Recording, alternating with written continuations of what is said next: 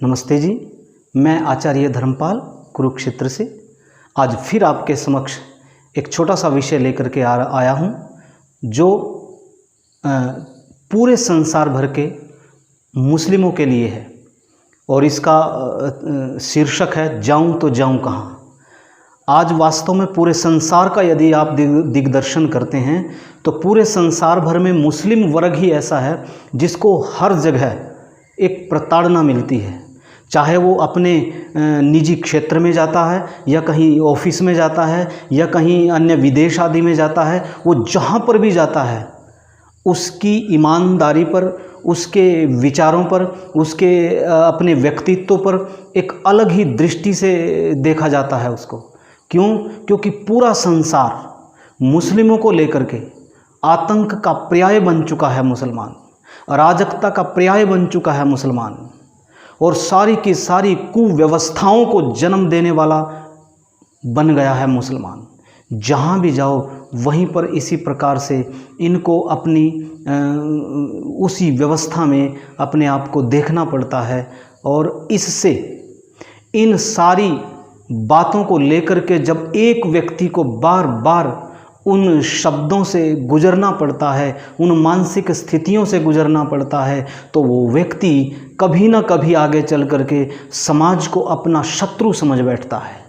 और जब समाज को शत्रु समझता है तो वह, क्योंकि वहाँ वो उसको केवल एक ही चीज़ की भूख रह गई है, उसे कहते हैं सम्मान। क्योंकि जहाँ भी जाता है उसको लेकर के आतंक और अराजकता को लेकर के और कुव्यवस्थाओं को लेकर के उस पर जब कुठाराघात किया जाता है तो वो अपने आप को अपमानित महसूस करता है, एक अपमानित अनुभव करता है। जब अपमानित अनुभव करता है तो वहाँ पर उसके सम्मान का विषय आ जाता है और पूरे संसार को वो अपना, पूरे समाज को वो अपना शत्रु समझने लगता है। और जब उसे अपना शत्रु समझने लगता है, चूँकि उसे चाहिए सम्मान प्राप्ति के लिए वो भिन्न भिन्न रास्ते तलाशता है और इनमें से उसे सबसे सरल रास्ता दिखाई देता है आतंक। कि यह जो समाज है इसने ये फैलाया है, इसने चारों तरफ मेरी जो व्यक्तित्व की जो छाप थी वो चारों तरफ इसी समाज ने बिगाड़ी है, तो मैं इसे ही समाप्त कर दूंगा तभी मेरा सम्मान होगा। और वो अपने शरीरों पर विस्फोटक पदार्थ बांध बांध करके पूरे मानव समाज को नष्ट करने के लिए विचार कर लेते हैं। वास्तव में ये देखा जाए कि पूरे संसार भर में ये लोग बदनाम तो हैं। अपने ही देश में लगा लीजिए, अभी पीछे एक बीमारी आई थी कोरोना नाम की, उसमें भी इन लोगों को ही जिम्मेदार ठहराया गया। और क्योंकि इन्होंने आज्ञाओं का पालन नहीं किया इसलिए ये लगता भी यही है। तो ऐसे चाहे इन्होंने किया हो या ना किया हो, जहाँ जहाँ पर भी अव्यवस्थाएं फैलती हैं वहीं पर इन लोगों को जिम्मेवार ठहराया जाता है। क्या इस चीज़ से निकलने का ये लोग सोचते हैं? हाँ, सोचते हैं, लेकिन सारे नहीं सोचते, क्योंकि सारे मुस्लिम वर्ग समान नहीं हैं। मैं इनको 3 भागों में बांटता हूँ। एक मुस्लिम वर्ग वो है जो बिल्कुल अनपढ़ है, जिसे शिक्षा से कोई मतलब नहीं है, बस वो बचपन से ही चाय के ठेले पर लगता है, कांच के गिलास धोता है और अपना स्वयं का पालन पोषण करता है और बढ़ता जाता है। और ये इतनी संख्या में है, इतनी ज़्यादा संख्या में है कि राष्ट्र के आर्थिक स्थिति को प्रभावित करते हैं ये लोग। क्योंकि जनसंख्या जब बढ़ती है तो उससे आर्थिक स्थिति कमज़ोर होती है। जब आर्थिक स्थिति कमज़ोर होती है तो फिर शिक्षा का स्तर भी न्यून होता है, और जब शिक्षा का स्तर गिरता है तो सबसे ज़्यादा उसी वर्ग पर असर पड़ता है जो जनसंख्या में बहुत ज़्यादा है। तो इसलिए ये एक तबका एक रोबोट के समान काम करता है। ये एक रोबोट है और इसकी जो चाबी है वो किसके हाथ में है? अब दूसरा तबका देखिए, दूसरा तबका, दूसरा जो वर्ग है उसे जिसको पढ़ा लिखा कहते हैं, एजुकेशन में बहुत ऊपरी स्तर पर गया हुआ है, वो विचारता है, वो सोचता है, लेकिन वो ऐसा व्यक्ति है जिसे पढ़ा लिखा मूर्ख कहते हैं। कई लोग यहाँ पर प्रश्न कर सकते हैं, क्या पढ़ा लिखा भी शिक्षित व्यक्ति भी मूर्ख हो सकता है? हाँ, आपको हर जगह जगह दिखाई दे देंगे कि पढ़े लिखे भी मूर्ख होते हैं। कैसे? आपने इसी मुस्लिम वर्ग में एक नाम सुना होगा, अपने ही देश में हुआ है, अफजल गुरु। अफजल गुरु बहुत ही अच्छा एजुकेटेड व्यक्ति था, लेकिन आतंकवादी बन गया। और विश्व स्तर का आपने नाम सुना होगा जिसका नाम था ओसामा बिन लादेन। उसने भी पूरे दुनिया में आतंक मचाया, वो भी पढ़ा लिखा था। इसीलिए अन्य वर्गों को यह बात बार बार कहना कि मुस्लिमों को शिक्षित करो, मुस्लिमों को शिक्षित करो, यह बात एक बेमानी रह जाती है। अर्थात इसका कोई औचित्य नहीं है, क्योंकि जब हम आतंकियों को, पढ़े लिखे शिक्षित व्यक्तियों को भी आतंकवाद में की दलदल में धंसता देखते हैं तो शिक्षा का कोई मतलब नहीं रह जाता है। एक ये वर्ग है, मैंने दो वर्गों की बात की है। एक वर्ग है जो अनपढ़ है, अंगूठा टेक है, हाथ में निवाला आया, पेट में गया और फिर अगले निवाले के लिए शाम तक जद्दोजहद करता रहा। एक वो व्यक्ति है। और एक वो व्यक्ति है जो पढ़ा लिखा है, अच्छा बढ़िया एजुकेशन में चला गया है, लेकिन वो मूर्ख है। और ऐसा नहीं है कि मुस्लिमों में ही ऐसा है, प्रत्येक मतपंथ संप्रदाय में ऐसा है जो पढ़ा लिखा है लेकिन मूर्ख है। उनकी चर्चा मैं अगली वीडियो में करूंगा। एक व्यक्ति और है जिसे कहते हैं बुद्धिमान। अब ये बुद्धिमान और शिक्षित ये क्या है? बुद्धिमान और शिक्षित, बुद्धिमान कहते किसको हैं? बुद्धिमान उसे कहते हैं जो व्यक्ति हित और अहित में से अंतर कर सके कि ये बात हित की है और ये अहित की है। जो ऐसा व्यक्ति होता है वो ही बुद्धिमान होता है। ये जो तीसरा वर्ग है जिसको बुद्धिमान कहते हैं, ये दोनों तरफ है।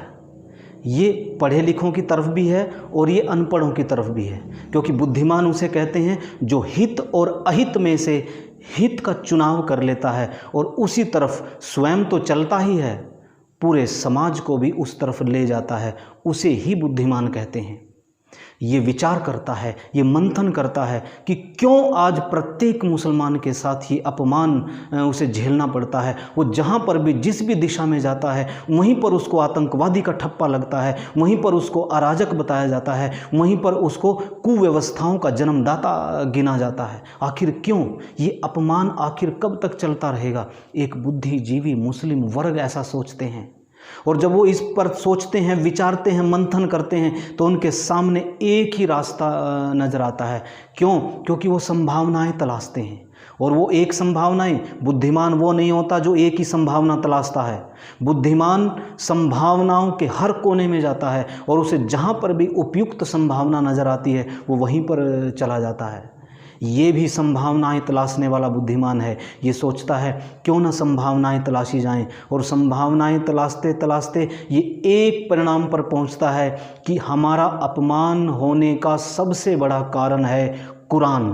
क्यों ना कुरान को ही हम सब नष्ट कर दें, लेकिन नष्ट करने के लिए कोई सहमत नहीं होता। फिर वो इस पर विचार करते हैं, क्यों ना फिर सारे बुद्धिजीवी मिलकर के इकट्ठे होते हैं। पूरे संसार का बुद्धिजीवी वर्ग इकट्ठा होकर के कहता है कि कुरान ही हमारे अपमान का सबसे बड़ा साधन है।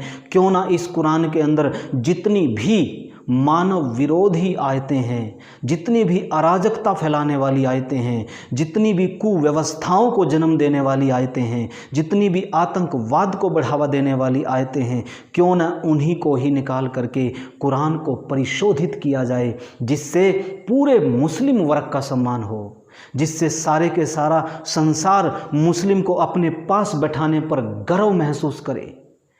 आज यदि मुस्लिम वर्ग का कोई व्यक्ति आकर के बैठता है तो दूसरा बैठने वाला व्यक्ति अपने आप को हीन समझता है, कमज़ोर समझता है। इस भावना से निकालने के लिए कि सारा वर्ग ही उनको अपमान और हेय की दृष्टि से देखता है, इस अपमान से छुटकारा पाने के लिए उसे केवल एक रास्ता दिखाई देता है कि कुरान का परिशोधन किया जाए। लेकिन जब वो पूरे संसार भर के मुस्लिमों के बुद्धिजीवियों को इकट्ठा करता है, बुद्धिमानों को एकत्रित करके उनसे विचार विमर्श करता है, तो उनके सामने सबसे बड़ा अवरोध पैदा करते हैं वो पढ़े लिखे मूर्ख। वो उनको बदलाव करने नहीं देते, क्योंकि उन्हीं आयतों की वजह से ही वो पद से प्रतिष्ठित हैं, पद से सुशोभित हैं, उन्हीं आयतों की वजह से ही तो हैं। इसलिए वो कतई नहीं चाहते कि इन कुरान की एक एक बात वैसी की वैसी रखी जाए, चाहे वो मानव विरोधी क्यों ना है। तो उस पर वो सहमत नहीं होते और साथ ही कहते हैं ये तुम्हारे अधिकार क्षेत्र से परे की बात है, इसको बदलाव करना ये हमारे अधिकार में आता है। और ये सोच करके वो सब बुद्धिजीवी वर्ग, क्योंकि वो सरल होते हैं, बुद्धिजीवी वर्ग सरल होता है, वो धार्मिक होता है, वो ज़्यादा खून खराबा नहीं चाहता और वो खुद पीछे हट जाते हैं। ऐसे में लेकिन वो मंथन करते हैं, वो विचार करते हैं कि फिर भी हर परिस्थिति में इन मुस्लिम वर्ग को निकालना तो है इस दलदल से। और तब उनको एक रास्ता और नज़र आता है। वो कहते हैं, क्योंकि संभावनाएं तो तलाशते हैं लोग, वो कहते हैं अगर कुरान पर बदलाव नहीं हो सकता तो हम इसे छोड़ करके नया मत स्वीकार करते हैं और अपने सभी बुद्धिजीवियों को लेकर के दूसरे मत में जाते हैं और वो मत मिलता है उन्हें बाइबिल का मत। लेकिन जब वो बाइबिल की तरफ बढ़ते हैं, वहाँ जा कर के भी जब उस बाइबिल के समीप पहुँचते हैं, समीप पहुँचते ही उन्हें लगता है अरे कुरान और बाइबिल में तो अंतर ही कुछ नहीं है, जितने गपोड़े इसमें थे उससे भी ज़्यादा गपोड़े तो इसमें भरे हैं, और जितनी मानव विरोधी बातें उसमें थी इसमें भी मानवता विरोधी बातें भरी पड़ी हैं। तब उसके जो आगे बढ़ते कदम है वो फिर पीछे हटते हैं और लेकिन वो फिर विचारता है, फिर संभावनाओं के बारे में विचारता है और तब वो तीसरे मोर्चे पर पहुंचता है और वो मोर्चा होता है हिंदू मत का। वो कहता है, विचारता है, विचार करता है, वो कहता है पूरे संसार भर में यदि कोई सहिष्णु कहा जाता है, यदि कोई धार्मिक कहा जाता है, यदि कोई अपने पास बैठाने में सम्मान हमारा करना चाहता है तो वो केवल और केवल हिंदू वर्ग है। तो क्यों ना हिंदू मत को ही अपना लिया जाए जिससे हमारा कुछ तो सम्मान हो। और आजकल का तो भारतवर्ष में एक होड़ लगी हुई है, बहुत बड़ी होड़ लगी हुई है कि हम जल्दी से जल्दी अपने हिंदू मत को स्वीकार कर लें। लेकिन इसमें भी बुद्धिजीवी वर्ग फिर सोचता है, फिर विचारता है और वो कहता है नहीं, जब वो अपने पूर्वजों की परंपरा से सुनता आ रहा था कि हम लोग हिंदू मत से ही तो आकर के मुस्लिम मत में आए हैं। क्यों आए हैं? क्योंकि वो विचारता है, सोचता है, वो कहता है कि हमारे पूर्वज हमें बता के गए कि हम किन परिस्थितियों में हिंदू मत को छोड़ करके हम मुस्लिम मत में आए थे। वो विचारता है, वो कहता है कि बाल विवाह से लेकर के सती प्रथा तक जितनी कुप्रथाएं थीं, चाहे वो जातिवाद की प्रथा हो, चाहे वो वैमनस्य की प्रथा हो, चाहे वो भिन्न भिन्न विचारों की प्रथा हो, चाहे वो मंदिरों में न जाने की प्रथा हो, न जाने कैसी कैसी कुप्रथाओं को लेकर के हमारे पूर्वज इधर से इधर कन्वर्ट हो गए थे। यानी किन्हीं परेशानियों से परेशान होकर के हम लोगों ने मुस्लिम मत स्वीकार किया था, तो दोबारा फिर उन्हीं परेशानियों में जाएं। ये सब नहीं सोचते, एक मुस्लिम वर्ग सोचता है, विचारता है, बुद्धिजीवी वर्ग। तो ऐसे में एक बुद्धिजीवी वर्ग के मुख से अनायास निकलता है जाऊं तो जाऊं कहाँ, क्योंकि चारों तरफ इसी प्रकार की कुव्यवस्थाएं हैं, तो जाऊं कहाँ। ऐसे में उनके सामने मैं पूरी धरती के मुस्लिम वर्ग, जो बुद्धिजीवी वर्ग है, मैं सब मुस्लिमों के लिए नहीं कह रहा हूँ, जो केवल और केवल बुद्धिजीवी वर्ग है, और वो बुद्धिजीवी वर्ग केवल पढ़े लिखों में नहीं है, अनपढ़ों में भी बुद्धिजीवी वर्ग है और पढ़े लिखों में भी बुद्धिजीवी वर्ग है। बुद्धिमान किसे कहते हैं? बुद्धिमान कहते हैं जो हित और अहित में से हित को पहचान लेता है, दोनों में अंतर करना सीख लेता है और हित को पकड़ करके अपनी संततियों को भी उस तरफ चला ले जाता है।